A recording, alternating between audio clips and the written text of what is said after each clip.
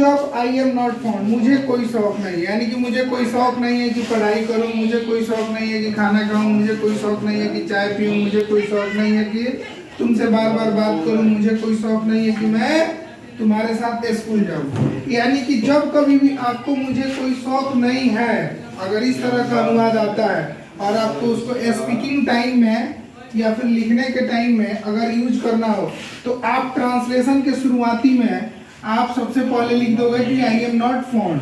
I am not found लिखने के बाद आप ऑफ या टू या जिस तरह से भी जो भी प्रीपोजिशन होगा उसको लगाकर आप इसका जो सेंटेंस का सेकंड पार्ट होगा, यानी अनुवाद का जो दूसरा भाग होगा, उसे आप बना दोगे।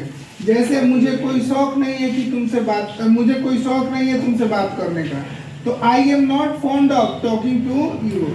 मुझे कोई शौक नहीं है तुमसे मिलने का, I am not fond of meeting you. मुझे कोई शौक नहीं है चाय पीने का, I am not fond of to taking tea. मुझे कोई शौक नहीं है तुम्हें बार बार कॉल करने का, यानी कि I am not fond of calling up again and again. मुझे कोई शौक नहीं है नॉनवेज खाने का, I am not fond of eating non veg. यानी कि आप सेकेंड पार्ट का जो भी अनुवाद हिंदी से इंग्लिश कन्वर्ट करोगे उसमें वर्ब फोर का यूज कर दोगे और स्टार्टिंग में आई एम नॉट फाउंड ऐड कर दोगे। इस तरह से आप ऐसे ट्रांसलेशन